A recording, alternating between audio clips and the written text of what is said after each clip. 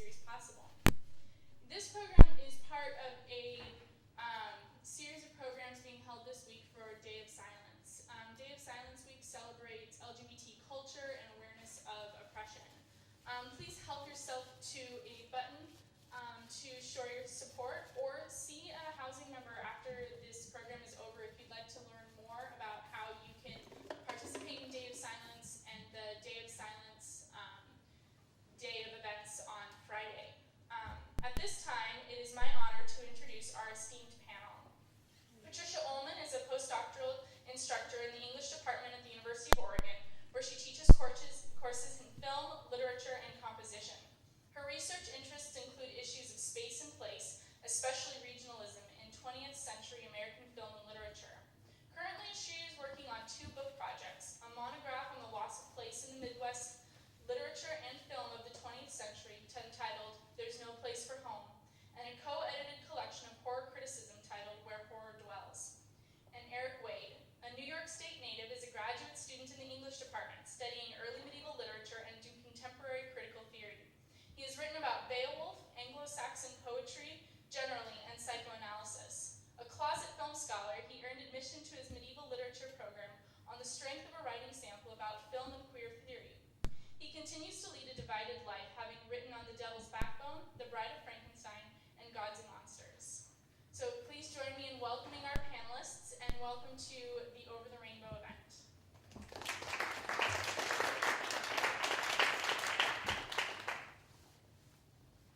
So tonight, Eric and I are going to give you very different and sometimes competing ways to view The Wizard of Oz.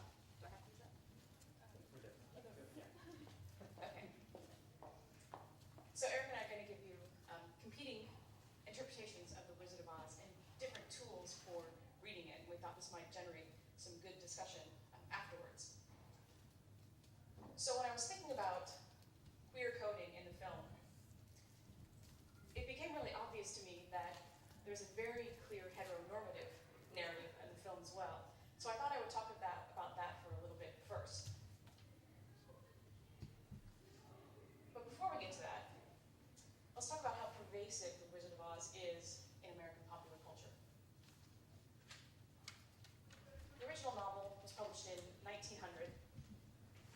It spawned 40 books in a series about the land of Oz. Bond himself wrote 14 of them, and then other writers added to the series after he died. So this is the entire first half of the 20th century, dominated by these Oz books. And there would typically be one every year, and they would come out right before Christmas. So, of course, everyone would buy them as Christmas presents for people, and people collected the whole series. There are too many stage adaptations to even think about numbering in terms of large productions, small productions, regional productions. A lot of children's groups would put on versions of The Wizard of Oz, and of course they still do. There were several silent film versions before the version that you're going to see tonight. There were really short versions, as in like 14 minutes long, in 1910 and 1914, and then more feature-length one in 1925. Of course, the 1939 version in Technicolor and also in sound is a musical. You might also know of The Wiz, which was a Broadway play in 1974 and became a film in 1979. Wicked has given the series, a whole new life towards the end of the 20th century. And if you've never read that series, I recommend that you do, because it's really quite fascinating. And then, of course, the musical, which is coming to Eugene this weekend, I think. So if you want to go see that, I recommend it. And then, of course, the Muppets Wizard of Oz. There are many, many, many different versions of Wizard of Oz. These are just a few. There are many popular readings of The Wizard of Oz. One is as sort of an escape from 1930s Dust Bowl. Kansas at this time, actually in the 1930s, would have been a horrible place to live, with black storms sweeping through the plains on a regular basis. And so, the fantasy of Oz can be read as an escape from that ecological disaster. You might also think of it as an isolationist fantasy and the facing war in Europe. The moral of the story, there's no place like home. Well,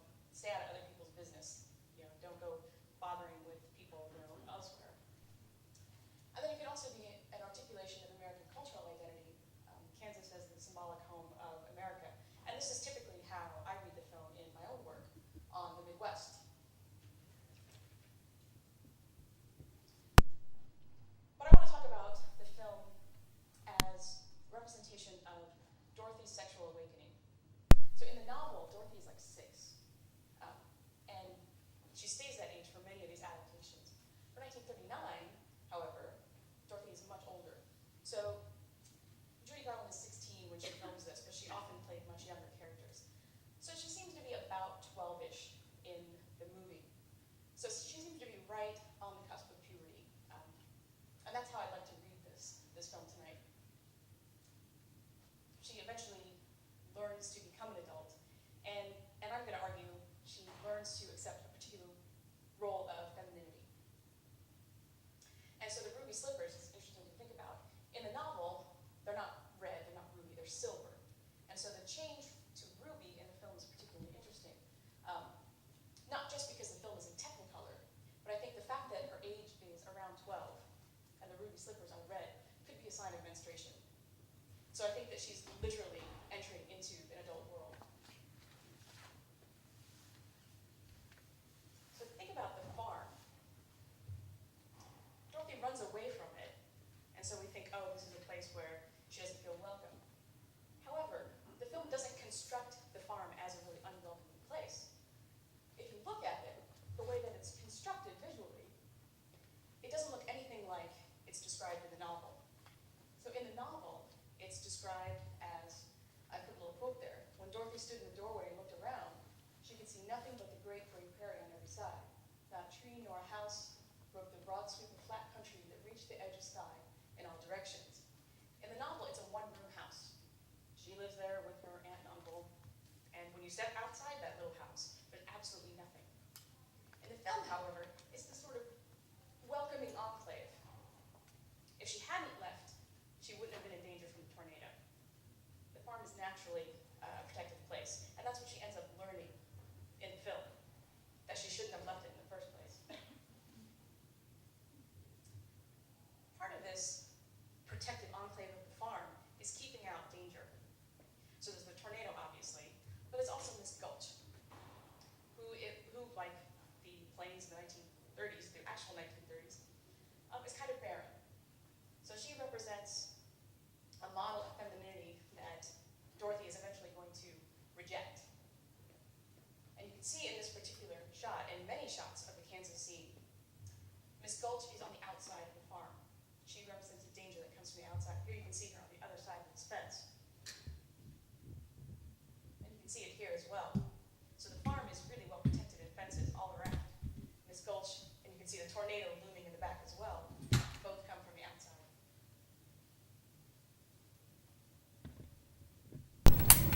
So, as in many fairy tales, Dorothy is an orphan, so she doesn't have a mother that she can relate to, that she can learn what her role as a woman is supposed to be. I mean, she has Aunt Em, but Aunt Em is much older, so not really a model for her, or appropriate model for her. In a book called The Witch in History, Diane Purkis argues that witches often function as this sort of mother-other. So speaking psychologically, when the daughter of the young woman is reaching adulthood, in order to differentiate herself as an adult, she has to be able to separate herself from her mother. And the witch, in this case, allows her to do that, and also to project anxiety about that time in her life. So in the way that I'm reading this, is that in Oz, Dorothy finds two options for what it means to be a woman. Glinda, the good witch, and of course the wicked witch of the West. So let's take a look at those two figures. Glinda is all roundness and femininity and lightness and beauty. Notice how the dress accentuates all of her sexual features. She's round. The landscape around her in Munchkin Land is totally round as well. This is a fertile landscape. And it's a very feminine landscape. If you've seen the film before, you know Glinda's voice is very childlike. We contrast that with the witch, who is the complete opposite landscape that she's associated with is straight hard lines as well.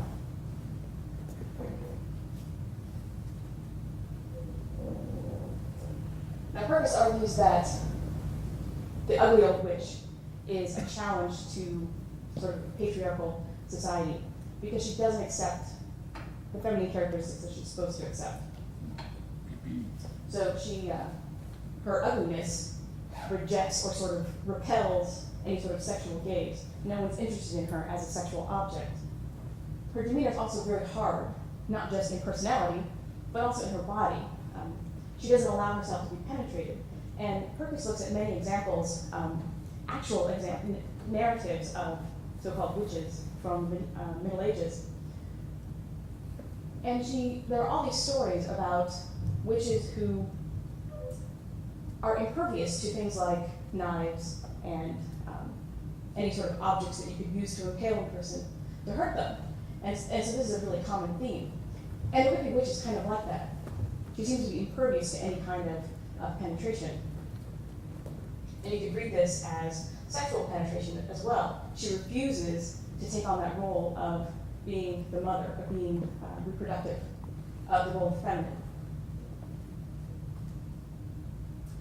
And in fact, in the scene where she's killed by a feminine symbol, by water.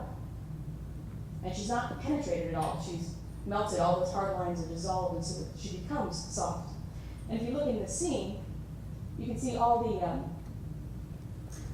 pointy thingies, whatever you call those, are all pointed directly at the witch. And they're really aggressive phallic symbols.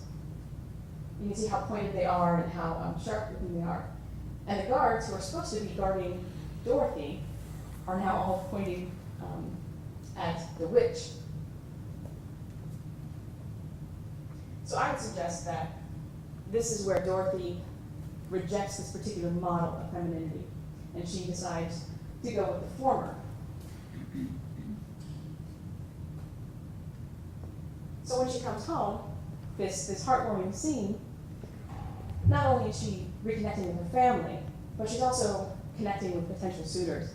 So in actual 1930s Kansas, a girl who grew up on an isolated farm is probably going to marry one of the single farmhands who's around. And so I'd be willing to bet that her choices are, the two guys in the front there who are going to play the Scarecrow and the Tin Man. And so I would argue that one of the narratives of this film is that Dorothy learns to accept heteronormativity. She learns to accept a role as productive mother, fertile mother.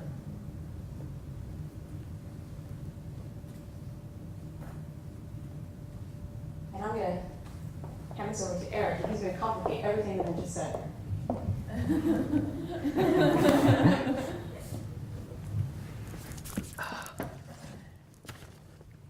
But I think that the differences between the way that we're thinking about the film will produce hopefully some interesting dialogue. I'll go here.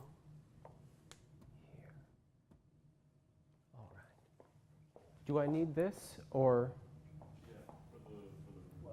Okay. Okay. All right. So, oh wow. Hello. There we are. So my presentation is not going to be nearly as together as Patricia's, but what I want to do is can people? Okay, perfect.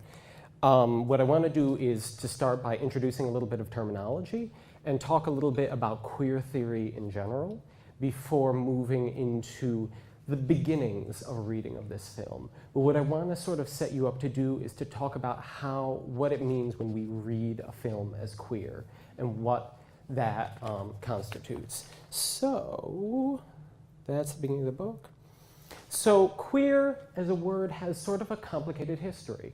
It starts out, you may have seen this if you read sort of 19th, 18th century literature. It starts out as a synonym for strange or peculiar, and it's only really since the turn of the 20th century that it becomes a derogatory term for someone who's homosexual. Specifically a derogatory term for someone who is penetrated. People, at least initially when the term is used, people who penetrate are not queer. They're still straight. So those are the connotations it has. At a certain point, probably in the 80s or 90s, it starts to get used to refer to a lot of different groups. So it's being reclaimed as a more positive term by the queer community at large. It allows the queer community to refer to people who are gay, lesbian, bisexual, who identify as something else, who are questioning, or who don't identify with a particular label. It's a word that people use often when they don't want to identify in a more rigid sexual or gender box. But the use of it that I'm going to be talking about tonight is when we use queer as a verb. When queer is no longer a person, but queer is an action. Queer is a way of reading texts. And so queer becomes more radically theoretical with this use. As queer theorist David Halprin says in St. Foucault, queer is by definition whatever is at odds with the normal, the legitimate, the dominant. There is nothing in particular to which it necessarily refers. It is an identity without an essence. Queer, then, demarcates not a positivity, but a positionality, vis-a-vis the normal. So this is how I'm going to be using the term queer when I'm talking about queer readings today. What queer theory is doing is it's trying to do something much more radical merely than arguing for equality or for equal representation. Queer theory is trying to break down categories, labels, and arguments about essence and about what people really are. So when I use the term queer, I don't mean that something or someone is gay or lesbian or bisexual.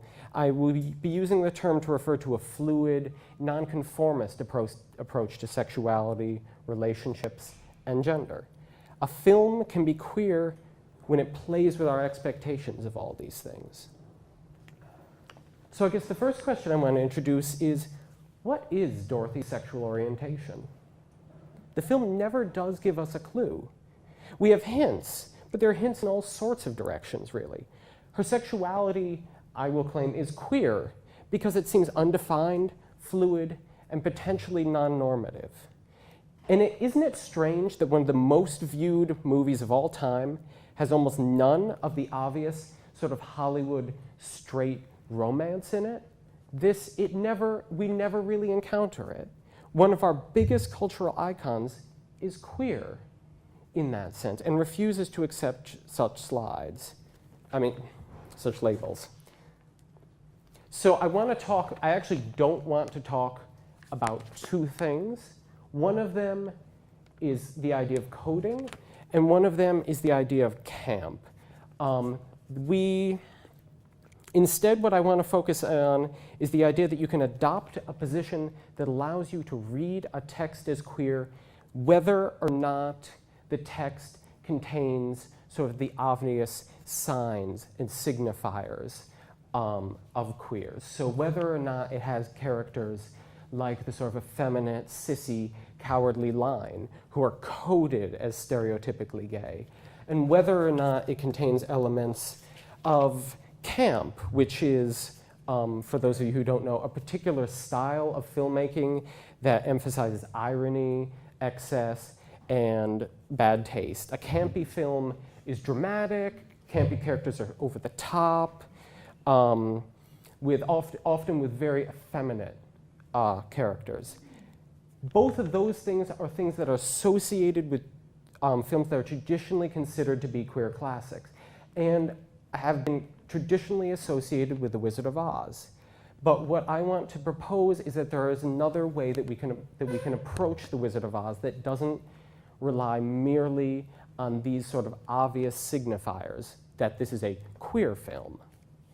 So this is not an approach that most people have taken. Alexander Doty, who's a famous queer and film historian, makes a very convincing argument. He actually uses The Wizard of Oz as his emblem of a campy film. He says that The Wizard of Oz is a story in which everyone lives two very different lives.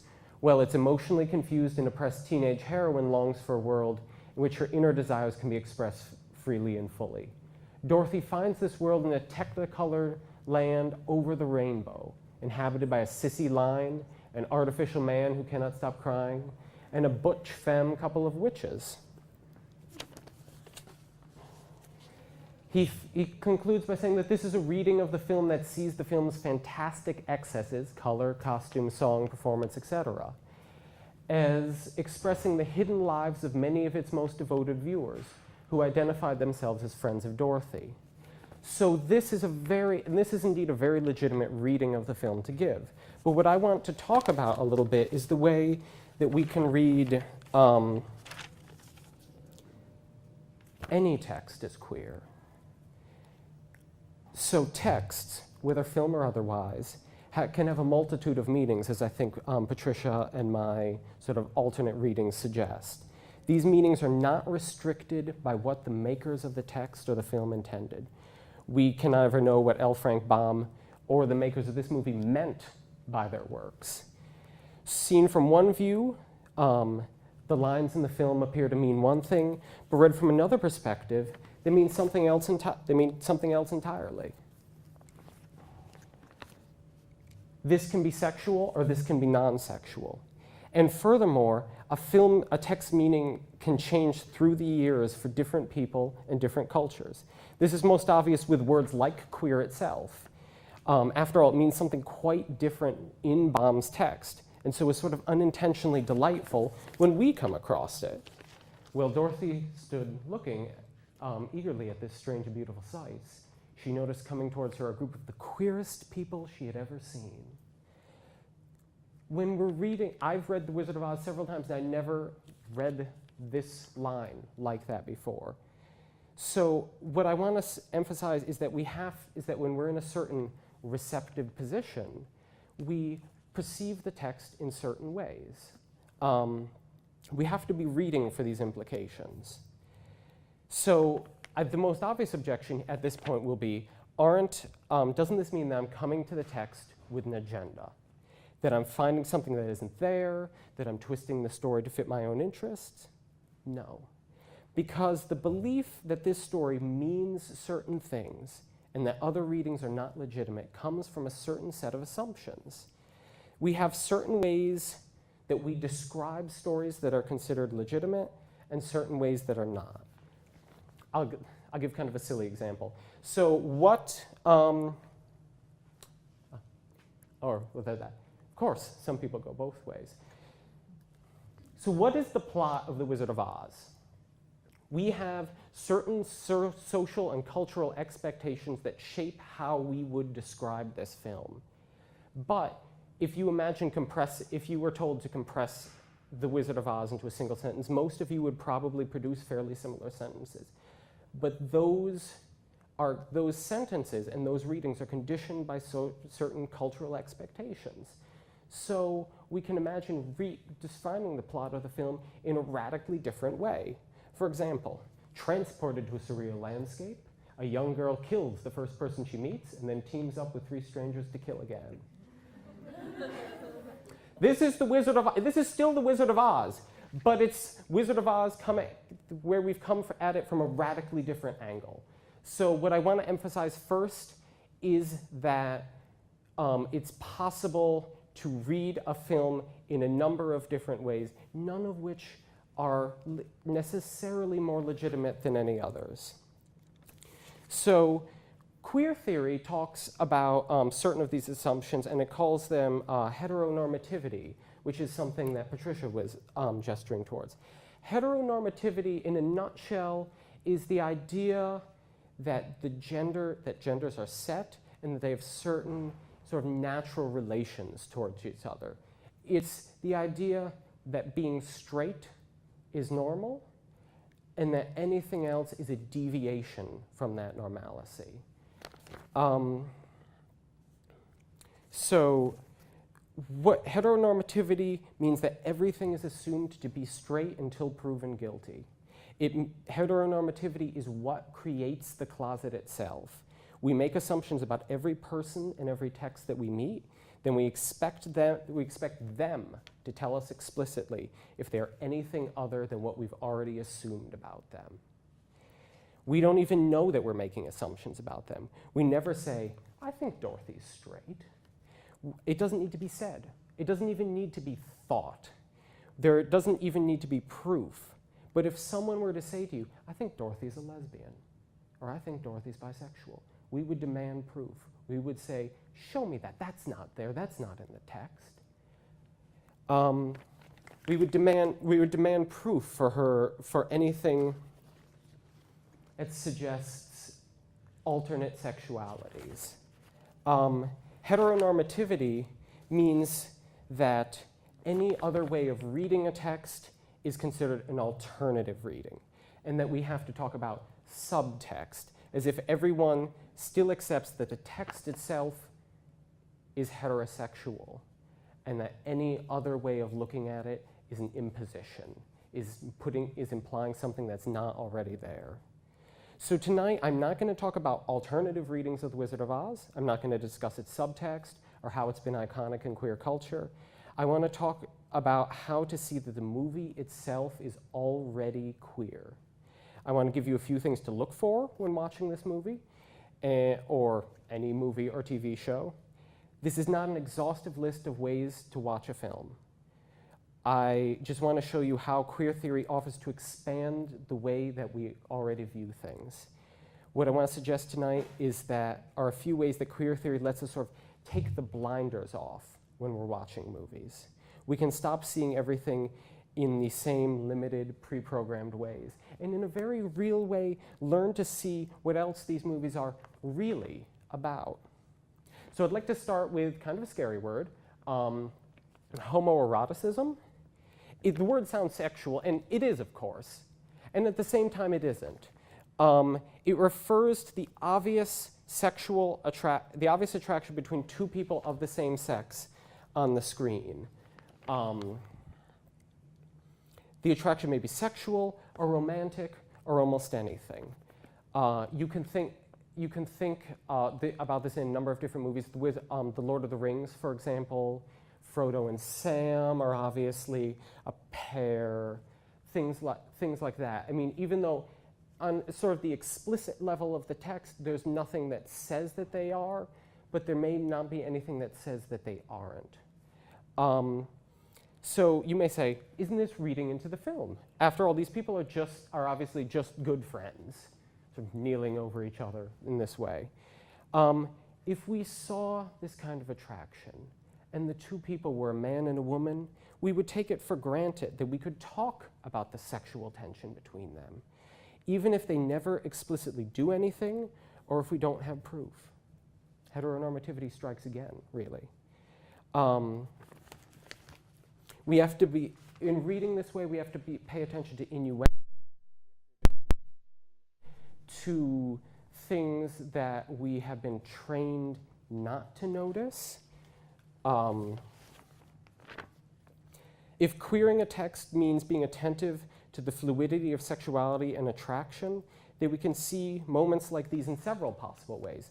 Let's take the oiling scene with the Tin Woodman, for example, which I keep joking about. We have a moment that could be heterosexual, it could be bisexual, after all, Dorothy and the Scarecrow both participate, or it could possibly be an indefinable moment, both comic and sexual.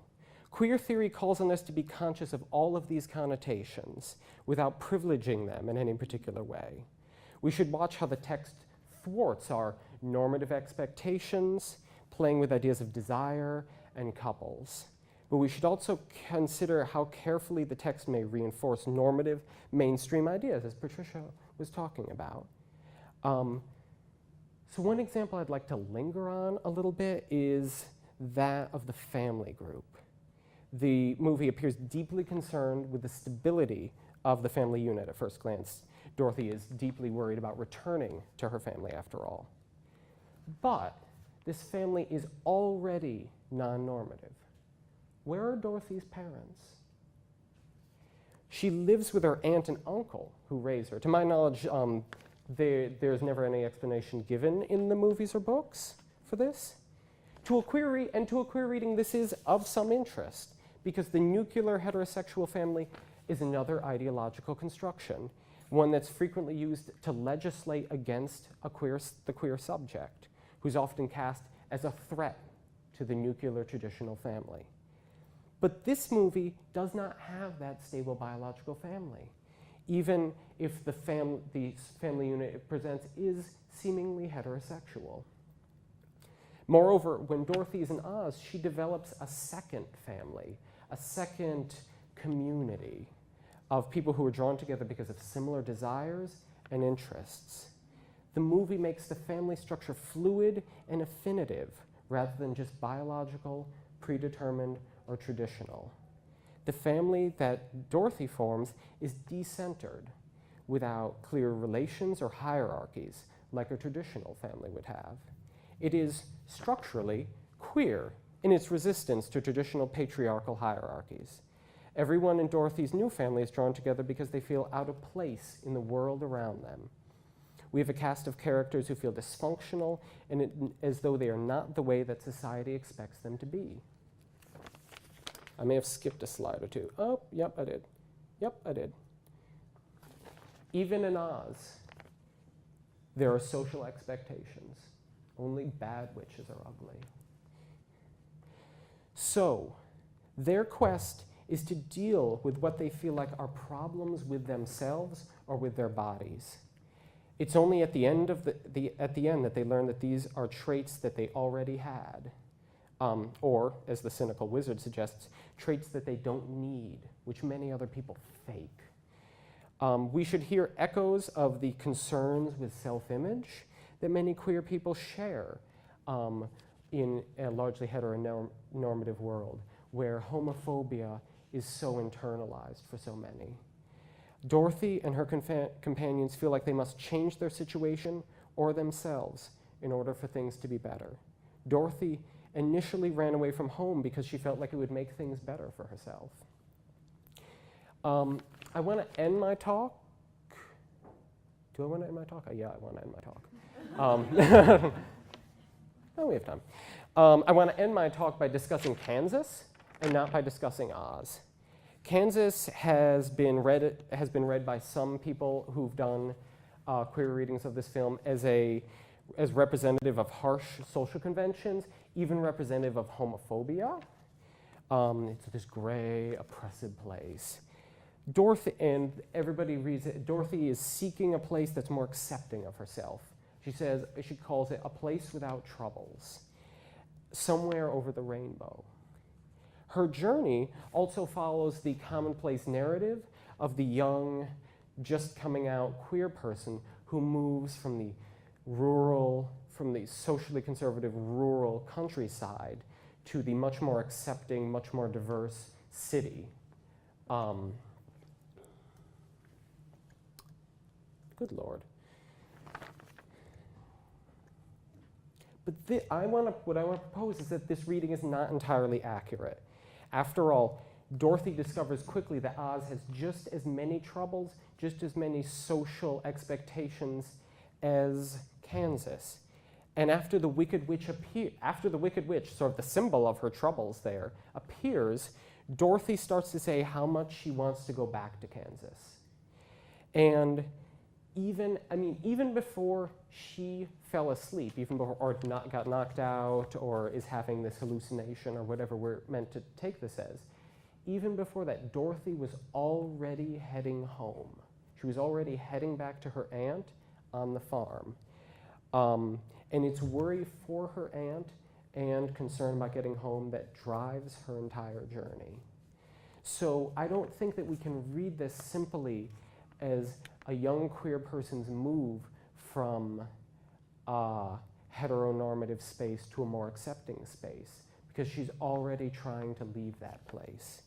So what I want to suggest is that Oz functions not as a place for her to escape to, but as a fantasy, literally a dream, that allows her to make sense of where she already is. And I think here Patricia and I will be diverging.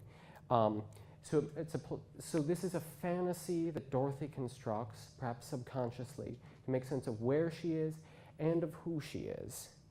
At the end of the movie, she tells everybody that they were already there in her dream. They were the ones who made up her second family in Oz, and they are there to greet her when she wakes up.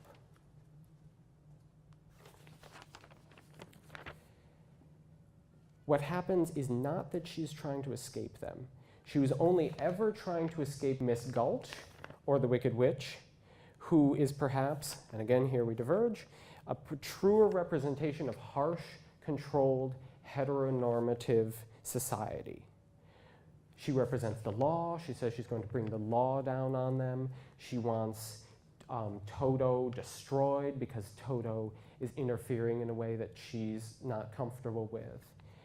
What happens is that Dorothy has a dream in which she makes sense of her current life and realizes the non-traditional, queer, accepting family that she already has. She also learns that she always had everything she needed, and that one does not need to change in order to fit society's demands and expectations, whether those demands involve the body or the idea of home itself. And I'm not sure if this next slide pertains. Oh, yeah, I guess it does. Yeah, go there. So I want to suggest that the home that Dorothy is searching for is not the home that she left. In order to really find home, she has to reconceive home, to see beyond the sort of narrow heteronormative view of it that she had. She learns to see the farmhands and others as a larger, non-biological, affinitive part of her family. She says, after all, it wasn't enough to just want to see Uncle Henry and Aunt Em. That's the lesson she has to learn in order to be able to leave Oz. It's not enough to see Uncle Henry and Aunt Em, the heterosexual traditional union that a narrow definition, a heteronormative definition, would consider her family. She must learn that what she wants has always been right there, no further than her own backyard.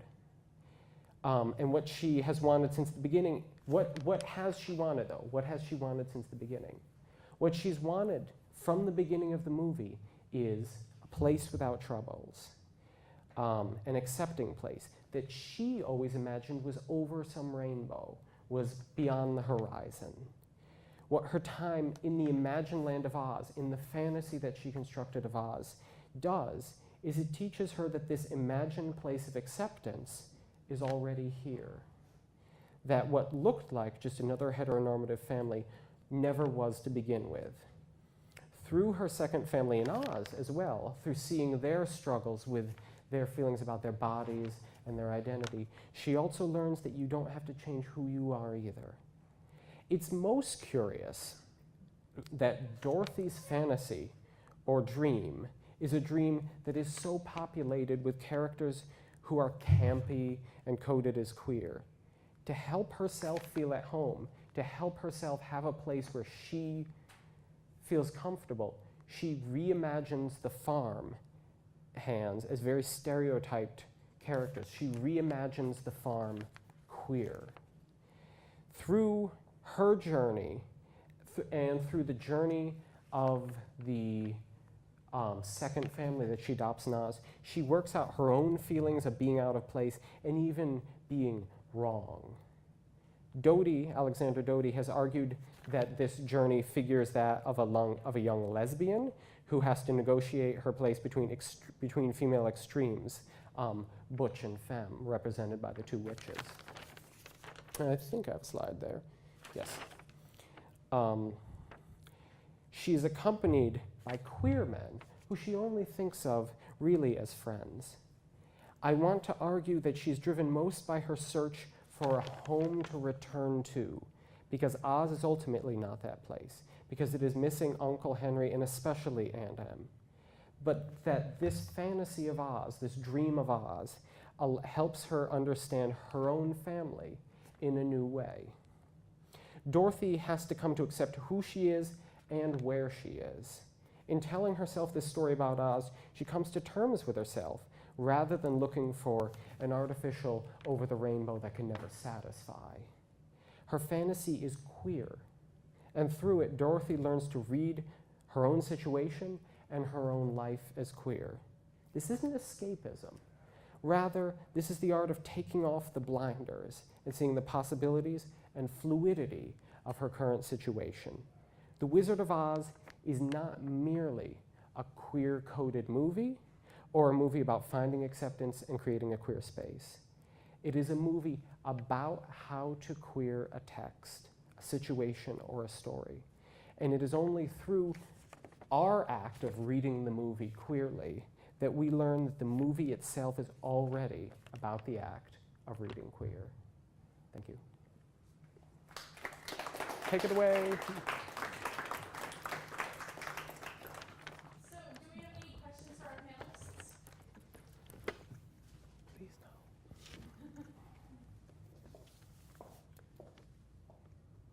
I had a question for Eric, especially, and that is, how would you respond to a filmmaker who makes a film without the intention of it being interpreted through queer coding or from a queer lens?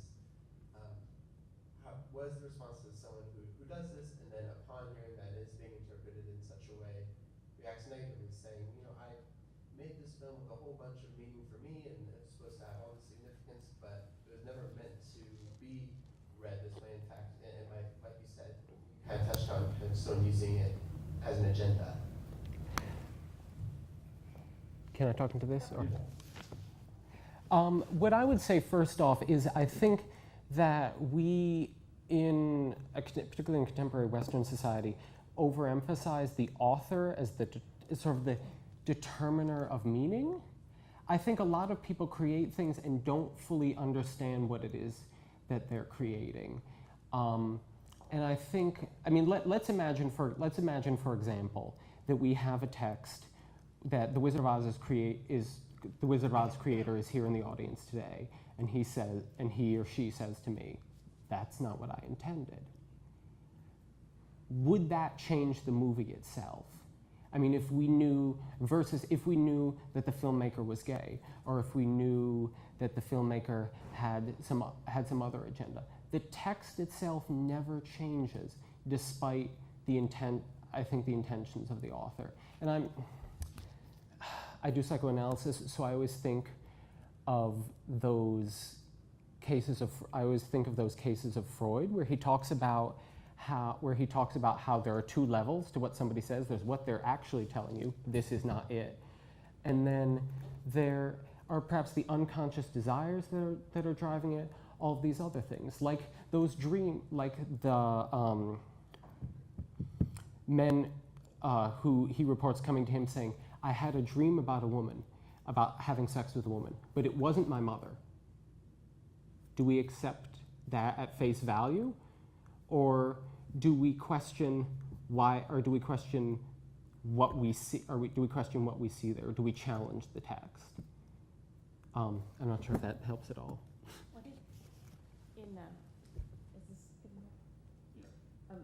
When it comes to The Wizard of Oz, though, well, for any film, finding the author is very difficult. Even considering auteur theory, any film is a mixture of all sorts of different people working on it. The Wizard of Oz in particular is a difficult situation because there were 4 or 5 different directors on the film, and they kept getting fired. So Victor Fleming is the director of record, but he wasn't the director the entire time. Same thing with Gone with the Wind that came out MGM same year. They went through several directors, and Victor Fleming ended up being the director of record. So it would be really difficult to pinpoint the author of this version of Wizard of Oz, even more so than any film. Another question?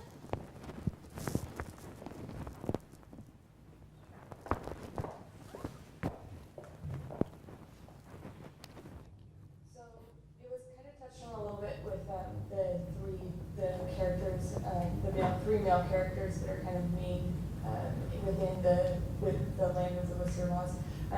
But it wasn't really defined on what each one of those characters symbolize. And I was wondering if you could identify the symbolic meaning behind each one of those characters. And I know that you kind of touched on it, saying that the lion was like the sissy or like the femme. But I wanted to know if you could touch on all 3 of them, or whomever, whichever one. Well, there's a long history. Even by the time this film comes out, everyone is familiar with the story, and everyone's familiar with the characters. And these characters appear in many, many different books. So if you think about the Tin Man, for instance, in the book, he's kind of a badass. because he was originally a wood chopper, and whenever they're in danger, he's the one who often gets them out of it. So the witch sends 40 wolves after them, and he says, "Everyone get behind me," and he chops them all down. And the witch sends 40 bees after them, and he says, "Everyone get behind me," and he lets the bees sting him because it doesn't hurt him, and so kills them all. So he has this history of violence. So in this film, I think part of the reason that Jack Haley decided to go in sort of a different route is because there is such this violent history of this particular character. And I could talk about the Tin Man for ages. In fact, I will. He was originally a human named Nick Chopper, and he was in love with a Munchkin maiden. And she worked for the Wicked Witch of the East. And they were going to get married, and the Wicked Witch of the East didn't want to lose her as a servant. So she put a charm on Nick Chopper's axe. So when he's out cutting wood, he just gradually keeps chopping off limbs, and he goes to the tinsmith, and the tinsmith gives him a new one until he's eventually all tin. And so then he loses his fiancée because they can't get married, and he's not a man anymore. That gets complicated in later books because the tinsmith keeps his body parts and eventually puts them together into this new person, and he starts wooing the Munchkin maiden, and the book refers to him as a meat puppet. He has a different head. Nick Chopper's head is another story. But so there's this long tin that all the viewers are going to be familiar with. And so I think that in terms of creating this particular character, and the Tin Man is very sentimental. He's maybe a bit effeminate. I think that history of that really violent character goes a long way. So MGM is creating a movie that's supposed to be for everyone, right? It's supposed to be for kids. And even though the original book was kind of violent, a lot of that is just completely taken out of the story. So I think in some ways, some of these characterizations are reactions to previous representations. So in the original novel, the Tin Man is often read as a representation of maybe the heartless factory worker who is forced to work in factory settings and so loses their sense of humanity. The Scarecrow in the original novel is often read as representative of sort of the populist farmer who is not given any credit by sort of the bureaucratic government in being able to govern themselves. And of course, we find that that's not absolutely true. And then the Lion is often read as William Jennings Bryan, who was a politician, a really famous politician at the time. So, but I think the representations in the film are quite a bit different from in the novel. I don't know, does that answer the question? Okay. It was good. Okay. Do we have another question? Oh, wow, I got that. Or, Eric, would you like to speak to the other two characters, the Cowardly Lion and the Scarecrow? I'm not, what I was referencing there is Alexander Doty's reading of them. They're all, in the film, they become much, as you described, they sort of become campier than in the original. And it's interesting with the Tin Woodsman, for example, that an entire heterosexual love story is almost completely erased. And in the movie, the emphasis is on he wants a heart because he wants to be kind, not because he wants to love.